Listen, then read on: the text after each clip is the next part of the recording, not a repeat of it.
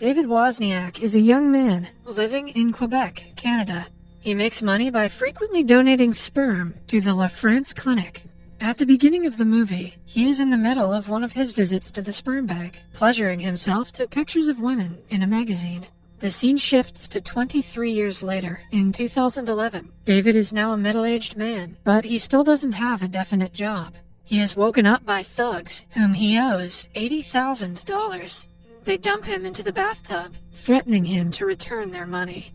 Following the unusual morning, he goes to his parents' butcher shop, where he works as a delivery man. He is 45 minutes late, and is yelled at for taking the delivery truck home again. The workers in the shop, along with his father, are on a football team, and are about to take a team picture the next day. David was told to pick up the jerseys for the picture 3 weeks ago, but he still hasn't gotten it. Everyone is tired of him not doing as told, even when the job is simple. After work, he rushes to the clothing store, but the owner happens to be closing it just then. He quickly parks his truck in the middle of the road and begs the owner to give him the jerseys. The man does it out of sympathy, but David gets a parking ticket in the process. Following that, he visits several banks to ask for a loan to pay off his debts. However, he doesn't have the required collateral for them to pass the loan. After facing several rejections, he returns home and tells his coworker on the phone that he has received the jerseys. The person on the other end is skeptical, knowing that David isn't reliable. Outside, his truck is taken away by the traffic police because he received too many parking tickets. The jerseys were still in the truck, which means the team has to take pictures without them. Everyone is disappointed in David, although they are used to his behavior. After that, David goes to his girlfriend Valerie's house. She is a police officer and is way more financially independent than David. He hasn't spoken to her in a few days, which Valerie is upset about. As David tries to explain himself, she reveals that she is pregnant. David is taken aback by the revelation. He cannot tell if he likes the news or not. Valerie senses that he is hesitant and claims that she is going to keep the child, no matter what. Following the interaction, David goes to meet his friend, the lawyer. The lawyer has 4 kids, all of whom refuse to listen to him. He has been troubled by fatherhood and suggests David not have children ever in his life. David, however, wants to be a father. He is only confused if this is the right time for him. The very next morning, he goes to Valerie's work and declares to her that he is ready to be a father to their child. Upon reaching home, he meets a man in a suit who introduces himself as Chamberlain. He is the lawyer for the clinic that David used to donate sperm to. Between 1988 and 1990, David donated sperm to the bank under the name Starbuck. He made over 693 donations over the period of 23 months. David spanked it once a day for the hoard. Because of some kind of error, the company provided all of its clients with David's sperm, and as a result, he has fathered 533 children. Out of them, 142 want to know his identity. But before every donation, David had signed a confidentiality contract, according to which the clinic isn't allowed to share his personal information. Hence, the 142 children who want to get to know their father have sued the company and their confidentiality clause, so they would be given the information about David. Hearing all this, David freaks out and repeatedly says that he is not Starbuck. After the encounter, he goes to meet his friend, the lawyer, and tells him about the matter. The lawyer wants him to file a countersuit against the clinic and make some money, but David refuses to do so. He notes down all the information about the sperm donation procedure and hands David an envelope with information about all of his children. The next morning, David decides to take a look at a paper inside the envelope out of curiosity. The paper he pulls out has information about a star football player, Riccardo Donatelli. David realizes that he is the father of one of his favorite players and rushes to tell the lawyer. They go to Riccardo's game and cheer for him. Now that David knows the player is his son, he is proud of his genes. At first, he had decided that he wouldn't get involved with his children's lives, but curiosity gets the best of him. David pulls out a second piece of paper and gets to know about Etienne, his son who works at a restaurant. David goes to the listed restaurant and finds Etienne arguing with someone on the phone. It turns out that he is a struggling actor who has just missed an opportunity to audition for a huge role because he is working. David offers to handle the place for him while he goes to the audition. Etienne believes he is a robber who is looking for a tactic to rob their shop. But when offered the delivery truck to go to the audition, he agrees. A while later, the restaurant's owner arrives at the place and tells David he's going to fire Etienne. Hours pass before Etienne finally returns and says that he got the part. David is glad that he was able to make a difference in his son's life. At night, he brings out a third piece of paper and finds out about his daughter, Julie. He goes to her place as a pizza delivery guy and finds her on the phone yelling at someone. While he is still in the house, she locks herself in a room and overdoses on a drug. David quickly has her sent to the hospital. The next day, Julie is sent to a rehabilitation center where people assume that he is her father. Julie doesn't reveal the truth because she wants David to sign the release papers as her father so she can be let free. David consults with the doctor and tries to convince Julie to stay in rehab, but the girl promises that she will be better outside because she just got her dream job yesterday and she doesn't want to lose it. At last, David decides to release her.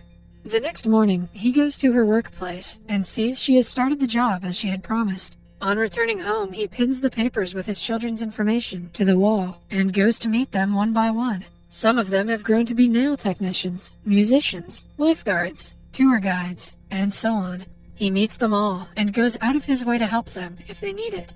One day, Valerie visits him at the shop and asks him to come to the doctor's with her. After the appointment, they go to a park and watch children play.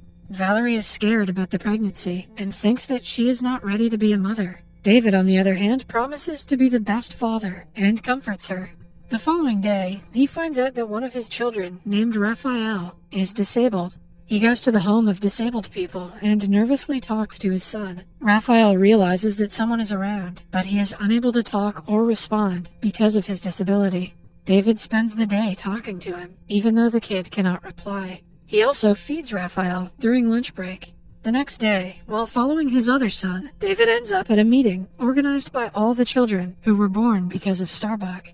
Seeing all of his offspring in one place overwhelms David, and he stands up involuntarily. He is suddenly handed a microphone and asked to speak. David tells them that he loves them and gives a heartfelt speech about all of them being siblings. After the program, he meets Julia, Etienne, and other children who he has helped. To hide his identity, he pretends to be Raphael's adoptive father. The children have formed a community of sorts and have started to socialize with each other as half-siblings. When David returns home that day, he is again dumped into the bathtub by the thugs to whom he owes money. At night, one of his sons, Anthony, who has somehow found out about his identity, comes to his house. He says that he doesn't want to reveal David's identity to the people and is only looking to spend a few days with his biological father. David agrees to let him stay at the house. He and Valerie go to his parents' house for dinner that day. As the table erupts into friendly chatter, David's father tells them about the time David bought them tickets to Italy. It turns out that his parents hadn't had a chance to go on their honeymoon. So, David used all the money that he had collected from donating sperm to take them on vacation. Although no one knows where he got the money from, they praise his thoughtfulness. Valerie looks at David differently after finding out what he had done for his family.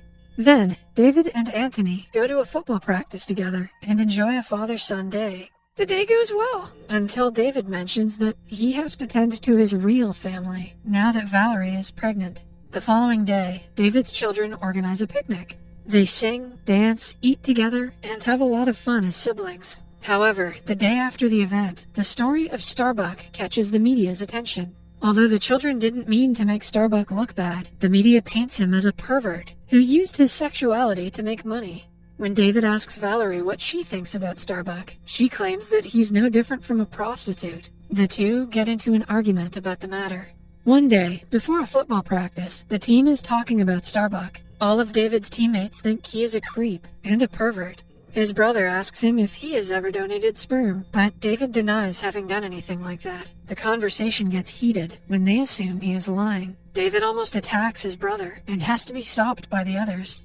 That evening, he is informed that the thugs whom he owes money threatened his father and tried to drown him in the bathtub. If he doesn't pay off the debt soon, his entire family will suffer.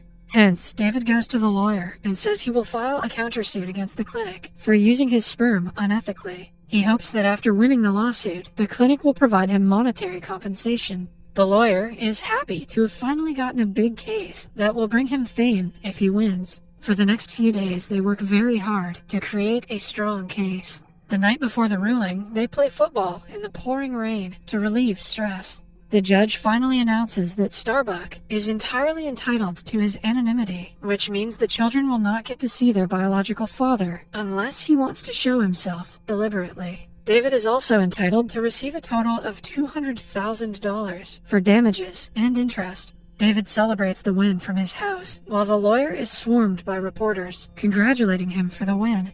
He expresses his gratitude to his mother, kids, and accidentally says he is thankful to David as well. When the reporters ask him who David is, he claims he is his boyfriend.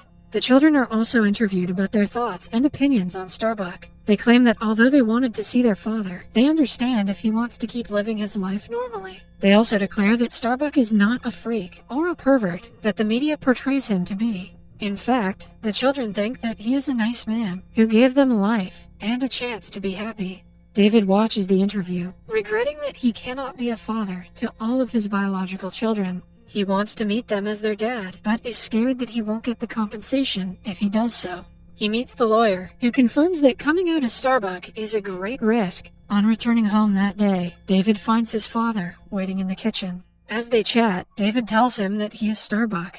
Unlike what he has expected, his father isn't disappointed or sad. In fact, he advises David to tell everyone the truth. He also hands his son $80,000 as his part of the inheritance from the butcher shop. Now that David has enough money to pay off his debts, he emails all of his children about his true identity. That night, Valerie goes into premature labor and gives birth to a healthy baby boy. David's father, brothers, along with many of his children, come to the hospital to congratulate him. They embrace in a big group hug. David tells Valerie about him being Starbuck. She freaks out initially, but eventually accepts him as he is. The baby gets numerous presents from all of his half-siblings. In the end, we see David and the children in a subway, supporting one of their brothers, who is a singer. Good thing he has over 500 siblings. Musicians these days need the support.